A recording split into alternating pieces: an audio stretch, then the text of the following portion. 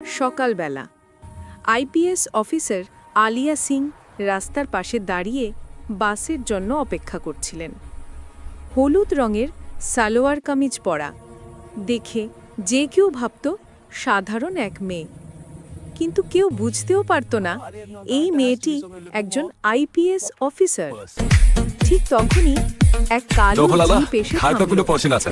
গাড়ি থেকে নামল মন্ত্রীর ছেলে বিবেক, দেমাগি বেপরোয়া এক তরুণ।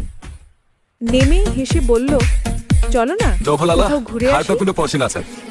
আলিয়া মুখ ফিরিয়ে চুপ করে দাঁড়িয়ে রইলেন।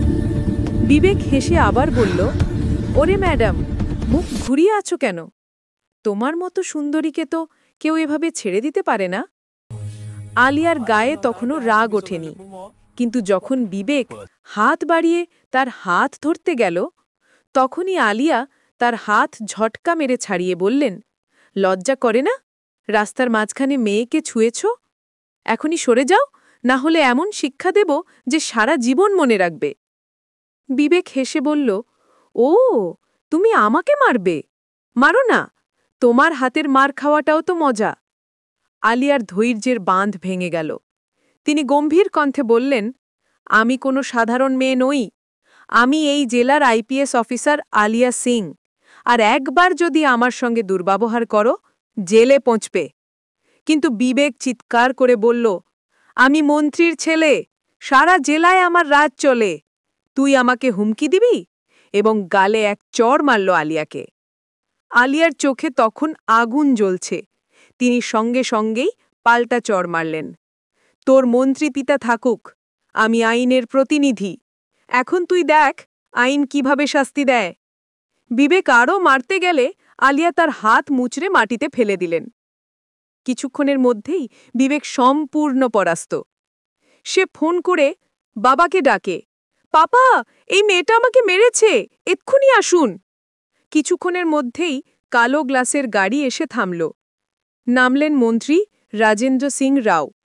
আলিয়াকে দেখে তিনি তৎক্ষণাৎ স্যালিউট করলেন। ম্যাডাম, আপনি এখানে? বিবেক চেঁচিয়ে বলল, পাপা, এই মেয়েটা আমাকে মেরেছে, একে শাস্তি দিন। মন্ত্রী হতভম্ব, কারণ তিনি চিনতে পারেন এই যে জেলার আইপিএস অফিসার। তিনি বললেন, ম্যাডাম, আপনি আমার ছেলেকে মেরেছেন, এটা ঠিক হয়নি। আলিয়া কঠিন কণ্ঠে বললেন, মন্ত্রীর পদে বসে কথা বলছেন, কিন্তু আগে আপনার ছেলের কাজটা শুনুন। ও রাস্তার মেয়েদের হয়রানি করে, আজ আমায়ও ছুঁয়েছে। এখন জেলে যাবে, আপনি চাইলেও ওকে রক্ষা করতে পারবেন না। মন্ত্রী স্তম্ভিত হয়ে গেলেন।